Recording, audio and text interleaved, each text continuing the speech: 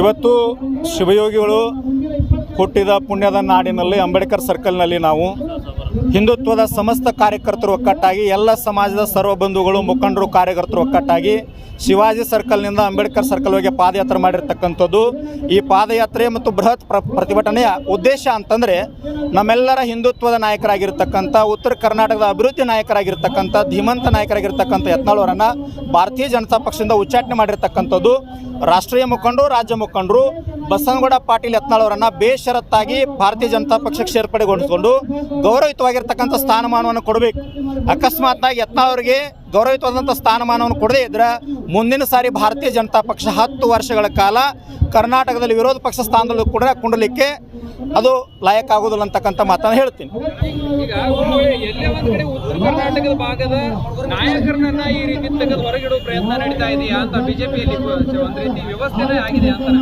ಯಾಕಂದ್ರೆ ಲಕ್ಷ್ಮಣ್ ಸವದಿ ಆಯ್ತು, ಈಗ ಯತ್ನಾಳ್ ಆಯ್ತು, ಹಲವಾರು ನಾಯಕರನ್ನ ಒಂದು ಹಂತಕ್ಕೆ ಬರುತ್ತಿದ್ದಂತೆ ಒಂದು ರೀತಿ ಬಿಜೆಪಿ ಅವ್ರ ಸೈಡ್ ಸರಿಸ್ತಾ ಇದ್ದಾರೆ. ಏನು ಹೇಳ್ತೀರಿ ಇದಕ್ಕೆ? ಸರ್, ಉತ್ತರ ಕರ್ನಾಟಕದ ನಾಯಕರಲ್ಲಿರ್ತಕ್ಕಂಥ ಗುಣಗಳೇನಂತಾರೆ, ಸಂಘಟನೆ ಗುಣ ಇರ್ತದೆ, ಧೀಮಂತಿಕೆ ಗುಣ ಇರ್ತದೆ, ನೇರ ನಿಷ್ಠರು ನುಡಿ ಮಾತಾಡ್ತಾರೆ.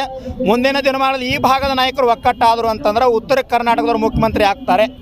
ಹೆಚ್ಚು ಜನ ಉತ್ತರ ಕರ್ನಾಟಕದ ಮುಖ್ಯಮಂತ್ರಿಗಳು ಇಲ್ಲಿವರೆಗೂ ಆಗಿಲ್ಲ. ಬಹಳ ಜನ ನಾವೆಲ್ಲ ಬರೀ ದಕ್ಷಿಣ ಕನ್ನಡದವ್ರು ಮುಖ್ಯಮಂತ್ರಿ ಆಗ್ತಾ ಇದ್ದೀವಿ.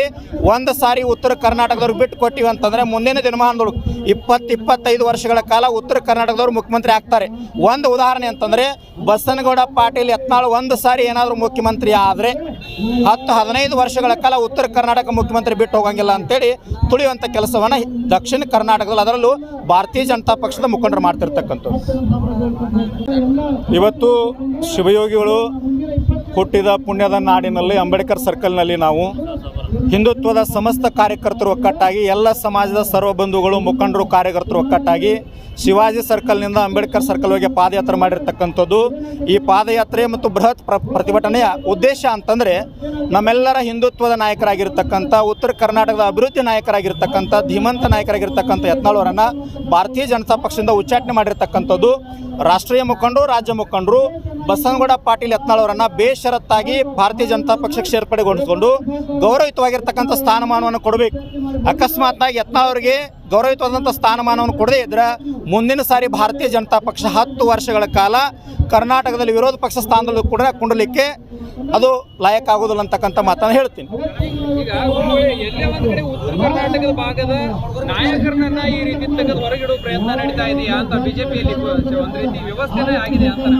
ಯಾಕಂದ್ರೆ ಲಕ್ಷ್ಮಣ್ ಸವದಿ ಆಯ್ತು, ಈಗ ಯತ್ನಾಳ್ ಆಯ್ತು, ಹಲವಾರು ನಾಯಕರನ್ನ ಒಂದು ಹಂತಕ್ಕೆ ಬರುತ್ತಿದ್ದಂತೆ ಒಂದು ರೀತಿ ಬಿಜೆಪಿ ಅವ್ರ ಸೈಡ್ ಸರಿಸ್ತಾ ಇದ್ದಾರೆ. ಏನು ಹೇಳ್ತೀರಿ ಇದಕ್ಕೆ? ಸರ್, ಉತ್ತರ ಕರ್ನಾಟಕದ ನಾಯಕರಲ್ಲಿರ್ತಕ್ಕಂಥ ಗುಣಗಳೇನಂತಾರೆ, ಸಂಘಟನೆ ಗುಣ ಇರ್ತದೆ, ಧೀಮಂತಿಕೆ ಗುಣ ಇರ್ತದೆ, ನೇರ ನಿಷ್ಠರು ನುಡಿ ಮಾತಾಡ್ತಾರೆ. ಮುಂದಿನ ದಿನಮಾನದಲ್ಲಿ ಈ ಭಾಗದ ನಾಯಕರು ಒಕ್ಕಟ್ಟಾದರು ಅಂತಂದ್ರೆ ಉತ್ತರ ಕರ್ನಾಟಕದವ್ರು ಮುಖ್ಯಮಂತ್ರಿ ಆಗ್ತಾರೆ. ಹೆಚ್ಚು ಜನ ಉತ್ತರ ಕನ್ನಡದ ಮುಖ್ಯಮಂತ್ರಿಗಳು ಇಲ್ಲಿವರೆಗೂ ಆಗಿಲ್ಲ. ಬಹಳ ಜನ ನಾವೆಲ್ಲ ಬರೀ ದಕ್ಷಿಣ ಕನ್ನಡದವ್ರು ಮುಖ್ಯಮಂತ್ರಿ ಆಗ್ತಾ ಇದ್ದೀವಿ. ಒಂದು ಸಾರಿ ಉತ್ತರ ಕರ್ನಾಟಕದವ್ರು ಬಿಟ್ಟು ಕೊಟ್ಟಿವಿ ಅಂತಂದರೆ ಮುಂದಿನ ದಿನಮಾನದೊಳಗೆ 20-25 ವರ್ಷಗಳ ಕಾಲ ಉತ್ತರ ಕರ್ನಾಟಕದವ್ರು ಮುಖ್ಯಮಂತ್ರಿ ಆಗ್ತಾರೆ.